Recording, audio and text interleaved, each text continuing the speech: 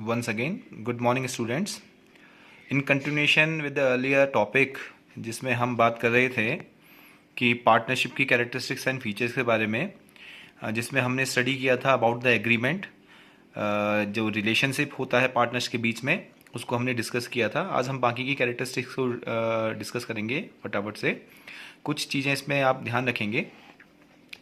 तो ये जो डेफिनेशन है इसको एक बार देखिएगा। हमने यहाँ देखा था कि defines as a partnership as the relation that is called agreement between two or more person. यहाँ पर को ध्यान रखिएगा, टू और मोर, इसकी एक और कैरेक्टरिस्टिक है, यानी कि पार्टनरशिप होने के लिए कम से कम 2 पर्सन होना जरूरी है। कम से कम कितने पर्सन होना जरूरी है? 2 एंड मोर। अब इस वर्ड पे ध्यान दीजिएगा, यहां वर्ड यूज किया कि मोर, मतलब पार्टनरशिप एक्ट ये तो डिफाइन करता है कि मिनिमम कितने मेंबर होंगे, 2, लेकिन ये डिसाइड नहीं करता कि मैक्सिमम स्ट्रेंथ यानी मैक्सिमम मेंबर्स पार्टनरशिप में कितने हो सकते हैं। तो अगर ऐसा क्वेश्चन आता है कि पार्टनरशिप में मैक्सिमम मेंबर्स की संख्या कितनी होती है, तो ध्यान रखें वो पार्टनरशिप एक्ट डिफाइन नहीं करता। तो फिर वो डेफिनेशन यानी डिफाइन कहां किया गया है उसको हम एक बार देख लेते हैं। उसको डिफाइन किया गया है सेक्शन 464।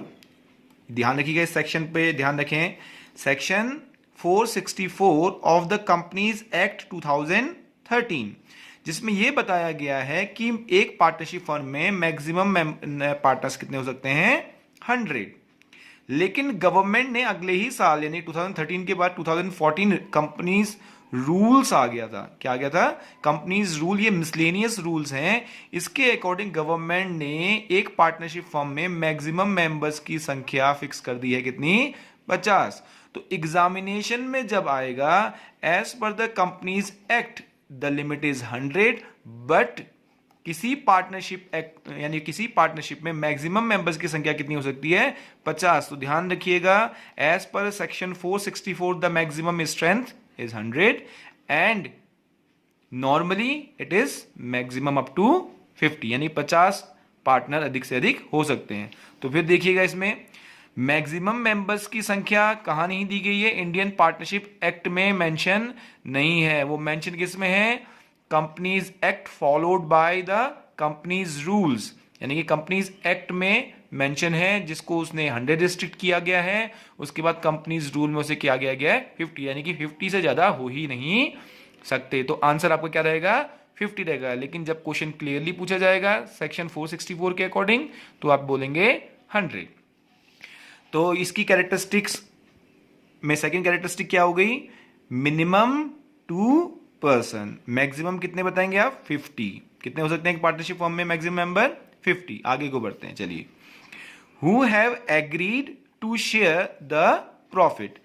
ध्यान रखिएगा कि पार्टनरशिप होने के लिए एक और कैरेक्टरिस्टिक बहुत ज्यादा जरूरी है कि वो आपस में प्रॉफिट एंड लॉस का शेयर करें। प्रॉफिट एंड लॉस का शेयर का मतलब ये होता है कि अगर पार्टनरशिप यानी कि अगर कोई पार्टनर आपस में ज्वाइंट होते हैं तो वो केवल प्रॉफिट मोटिव के लिए ज्वाइन होना पड़ेगा उन्हें। यानी कि अगर if partners are join together in respect of social service without earning profit, जैसे हम एनपीओ में पढ़े हैं कि नॉट फॉर प्रॉफिट ऑर्गेनाइजेशन में वो प्रॉफिट मोटिव के लिए नहीं बनता, तो वो पार्टनरशिप नहीं कहलाएगा।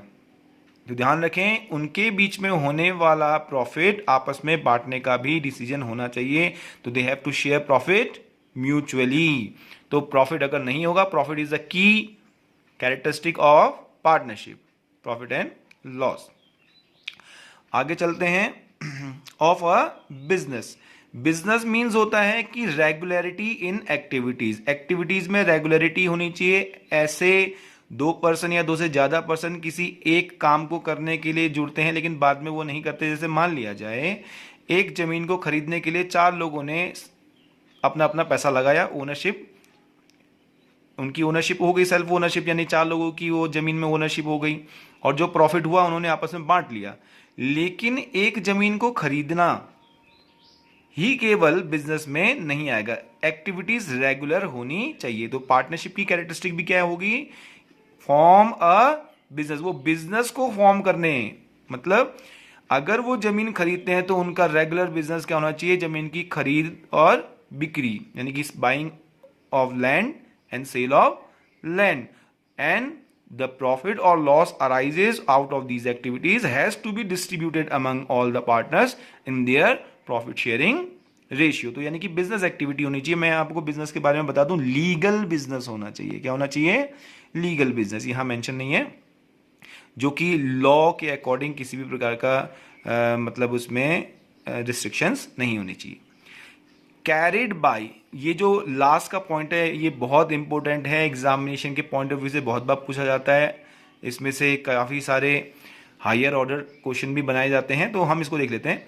कैरिड बाय ऑल, अब इस वाले पॉइंट को देखते हैं। बाय ऑल का मतलब होता है कि बिजनेस को या तो सब चलाएंगे, ठीक है, इसका मतलब ये होगा कि सारे के सारे लोग क्या हैं, सारे के सारे पार्टनर क्या मानेंगे, प्रिंसिपल। बाय ऑल का मतलब क्या हो गया, all partners will be treated as principal, यानी कि प्रिंसिपल माने जाएंगे। और any of them acting for all, और किसी भी एक के द्वारा जो दूसरों के लिए एक्ट करता हो। इसका मतलब है एक पार्टनर भी बिजनेस को चला सकता है लेकिन दूसरों की तरफ से चलाएगा। इसका मतलब वो एजेंट का काम कर रहा है। यहां पर वो प्रिंसिपल का काम कर सकता है और इस लाइन से वो क्या कर रहा है, as an agent in respect of the other partner. तो यहां पर को रिलेशन क्या हो गया, प्रिंसिपल एंड एजेंट का रिलेशनशिप हो गया। प्रिंसिपल और एजेंट के रिलेशनशिप को बोला जाता है म्यूचुअल एजेंसी, ये ध्यान रखिएगा। तो पार्टनरशिप क्या है, एक म्यूचुअल एजेंसी है जिसमें पार्टनर प्रिंसिपल भी है और वो अपने किए गए एक्ट से खुद को, फर्म को तथा सारे पार्टनर्स को क्या करता है, बाइंड करता है। All partners are responsible in respect of the act conduct और कमेंट बाय द पार्टनर। कोई भी एक पार्टनर अगर कोई एक्ट करता है तो all partners, the whole firm is responsible in respect of the same act. तो इसीलिए प्रिंसिपल और एजेंट का रिलेशनशिप होता है, इसीलिए बोला जाता है म्यूचुअल एजेंसी। तो ये कुछ कैरेक्टरिस्टिक्स थी, ये ध्यान रखिएगा। इसके अलावा एक और कैरेक्टरिस्टिक जो आपने 11th में पढ़ी थी वो है लायबिलिटी। आपने देखा होगा कि 11 में पार्टनरशिप की लायबिलिटी क्या होती है, अनलिमिटेड। पार्टनर्स की लायबिलिटी होती है अनलिमिटेड। तो यहां पर ये कैरेक्टरिस्टिक्स थी। कौन कौन सी कैरेक्टरिस्टिक थी, agreement, to or more person, sharing of profit and loss, it should be a business, and mutual agency. और लास्ट क्या था, लायबिलिटी। लायबिलिटी क्या होती है, अनलिमिटेड होती है। ध्यान रखना, पार्टनरशिप की लायबिलिटी क्या होती है, अनलिमिटेड। अब नेक्स्ट जब मैं वीडियो दूंगा एक टॉपिक पे दिया जाएगा, वो है लिमिटेड लायबिलिटी पार्टनरशिप। वो इससे अलग है क्योंकि उसमें लिमिटेड लायबिलिटी पार्टनरशिप में इंडियन पार्टनरशिप एक्ट फॉलो नहीं होता, वो अलग है। तो हम उसको बाद में डिस्कस करेंगे, इसीलिए एलएलपी के बारे में हम बाद में बात करेंगे। तो आज के लिए इतना ही। Thank you. आई होप कि आपको ये कैरेक्टरिस्टिक समझ में आ गई होगी और इन पे बेस्ड काफ़ी सारे क्वेश्चन एग्जामिनेशन में आते हैं। God bless you all and I hope कि आपको इससे काफ़ी मदद मिलेगी। इसके बाद जो नेक्स्ट टॉपिक है मैं उसके बारे में आपको बताना चाहता हूँ। उसकी हम बात करेंगे preparation of the capital account. तो तब तक के लिए आज्ञा दीजिए, नमस्कार।